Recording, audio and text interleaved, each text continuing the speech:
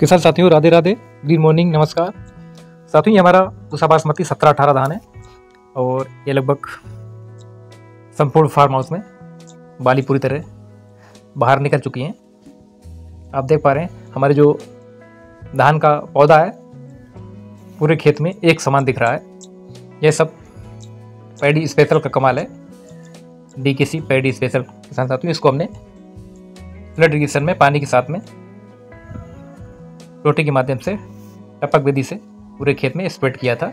यानी कि हमने इसको पानी के साथ चला दिया था, जिससे ये पूरे खेत में फैल जाता है। पैडी स्पेशल में इस तरह के माइक्रोब्स होते हैं जो खेत के जो पानी भरा रहता है उसमें तेज़ी से स्प्रेड करते हैं। हम यदि ये एक जगह डालते हैं तो किसान साथियों, तो करीब वो बैक्टीरिया 25 से 30 फुट तक स्प्रेड करता है, फैलता है। इसलिए इसको हम यदि पानी के साथ में ना चला पाएँ तो जगह जगह बूंद के रूप में हम भी टपका सकते हैं। 40-50 जगह हम इसको 1 एकड़ खेत में डाल देंगे और इसमें 2 से 3 इंच पानी उसमें भरा रहना चाहिए, तो ये अपने आप पूरे पानी में एक समान पूरे खेत में फैल जाएगा। और पैडी स्पेशल डालने से किसान साथियों, अपने जो हमारी धान है उसने बढ़वार कम ली और ग्रोथ बहुत शानदार रही।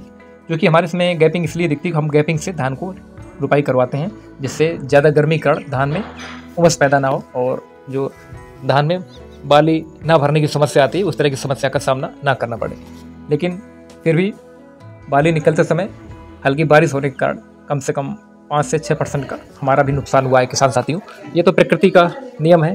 प्रकृति में जो घटनाएं घटित होती है उसको हम नहीं रोक सकते हैं, क्योंकि ये सब व्यवस्था हम किसानों के हाथों में नहीं होती है। तो इस तरह की घटनाओं से हम बहुत अच्छी तरह परिचित रहते हैं और ये आगे पीछे भी हो सकता है किसान साथियों। तो ये तो प्राकृतिक और स्वाभाविक प्रक्रिया है, इसमें हमारा किसी प्रकार का हस्तक्षेप नहीं हो सकता। तो किसान साथियों, आप इस तरह की खेती करने के लिए आपको जैविक खेती करना आरंभ करना पड़ेगा, तभी ये संभव होगा। किसान साथियों, इस बार हमने किसी भी फार्म हाउस में यूरिया का प्रयोग बिल्कुल नहीं किया। इससे पहले हमने आपको वीडियो दिखाया था 1692 में, उसमें हमने यूरिया का प्रयोग किया था। लेकिन इस फार्म हाउस में हमने यूरिया का प्रयोग बिल्कुल भी नहीं किया। शुरुआती अवस्था में थोड़ा दिया था, ना के बराबर, जिससे पौधे शुरू में थोड़ी ग्रोथ अच्छी कर सके। आप देख पा रहे हैं हमारे जो 17-18 धान की ग्रोथ है बहुत ही शानदार है और सारे पौधे एक समान खड़े हुए हैं और ग्रीनरी बहुत अच्छी है। इसमें हमारे दोनों फार्म हाउस में बालियाँ पूरी तरह निकल चुकी हैं और अब इनका पकना आरंभ हो चुका है। ये हमारे नंदी जी खेत में आ गए थे, तो इनको हमने दूर किया जाने के लिए, तो बेचारे दूर चले गए। किसान साथियों, इसकी रुपाई करने से पहले कई सावधानियां हमें रखनी पड़ती हैं। हमें पूसा बासमती की जितनी भी किस्में हैं, सर्वप्रथम हमें उनकी रुपाई 25 दिन में हर हाल में कर देनी चाहिए, यदि हम अच्छे कल्ले चाहते हैं और ज़्यादा और अच्छा उत्पादन प्राप्त करना चाहते हैं। तो और ज़्यादा अब यदि आप देरी से बोते हैं तो 30 दिन से ज़्यादा की पौध बिल्कुल भी नहीं होनी चाहिए, नहीं तो आपका उत्पादन 10% गिरना ही गिरना है। तो किसान साथियों, हमें समयावधि यानी कि समय के चक्र को बहुत ध्यान रखना है और संतुलित खाद के प्रयोग पर ज़्यादा ध्यान देना है। पूसा बासमती यानी कि हम कह सकते हैं जितनी भी बासमती की किस्में हैं, हमें नुकसान क्यों होता है किसान साथियों? क्योंकि हम देसी धान पैदा करते चले आ रहे हैं शुरू से, और जितनी मात्रा हम खाद की देसी धान में देते चले आ रहे हैं वही मात्रा हम बासमती किस्मों में भी प्रयोग कर रहे हैं, क्योंकि इसके बारे में बताया नहीं गया कि इसमें कितनी मात्रा हमें डालनी है। इसी कारण हमारा किसान नुकसान उठा बैठता है और यूरिया लगातार डालता रहता है, जिससे उनकी जो दाने हैं वो गिर जाती हैं, धान का पौधा। और जब पौधा गिर जाएगा तो आपका दाना उसमें बनेगा नहीं और सारी दान खोखली रहेगी, उसमें वजन नहीं रहेगा, जिसको हम परहा बोलते हैं, जिससे हमें भारी नुकसान उठाना पड़ता है और हमारे धान की सही कीमत भी नहीं मिलती है।